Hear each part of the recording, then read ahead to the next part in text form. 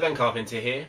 I'm going to talk to you about supplement research. Can you trust research funded by supplement companies? So, let's say that you own a supplement company.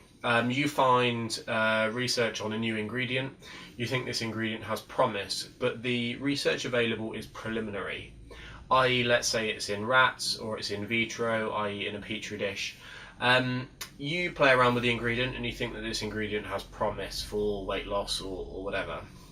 So you want a human trial to support this, so you can sell it and you know that it works in humans. So who's going to fund this trial? You are going to fund the trial. If you patent an ingredient and you're selling an ingredient, who else is going to give you money to sell this?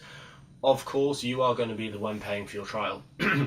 But this often means that people assume that the research study is void because it's paid for by someone who has a vested interest in the results. Now, whilst I think that this is pertinent, I think it's perhaps too hasty to write off anything that has been funded by someone who has a vested interest because, like I say, this is essentially going to be a necessary evil. You can't just get grants from random people to pay for you to sell an ingredient that you own the patent to.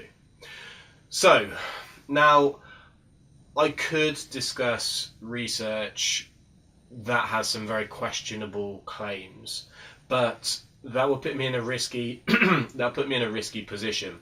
It isn't unheard of that someone's been sued over things that they've said on YouTube, and I'm certainly not really into the idea of being sued, if I'm honest.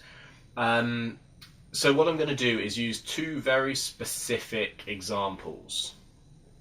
So, example number one, a meta-analysis on protein timing. This was funded for by Randomized Nutrition, who they make a protein powder amongst other supplements. Now, the reason why I'm using this is because the authors of the meta-analysis have outspoken and said that Randomized signed an agreement saying that the results will be published no matter what.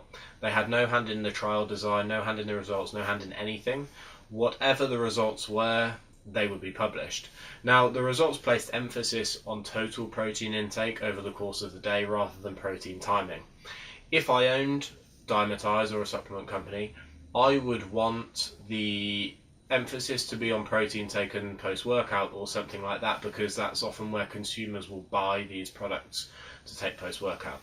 But Randomized essentially published or allowed it to be published even though it didn't necessarily support this. So kind of kudos in that regard. Then at the other end of the spectrum, we have something like green coffee bean. Now, green coffee bean had a very, very popular double-blind placebo-controlled trial that showed weight loss without any changes in diet and without any changes in exercise. So this big wave of green coffee bean sales kicked off. However, and I'll link this in the comments below so you can see this. However, a multi-million-dollar settlement had to be paid because of manipulation to the data that was involved and false representation of the data. So this study was later retracted and they were fined and they had to pay a settlement.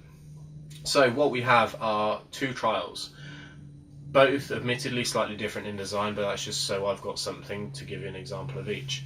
Now, one of which was published even though it wouldn't necessarily support their best interest, perhaps. The other one was published and is clear demonstration that they have had influence in the study design and the results, because it essentially used to springboard sales with misleading research and then was later retracted, hence me being able to talk about it.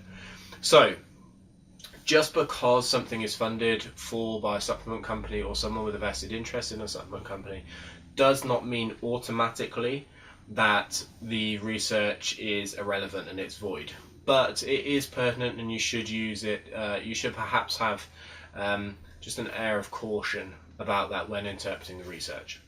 So that's it. I hope you found it interesting. If you've got any questions, please feel free to ask. My Facebook page is facebook.com/Ben Carpenter Personal Training. My Twitter and Instagram pages are both BDC Carpenter. And thank you for watching. Bye.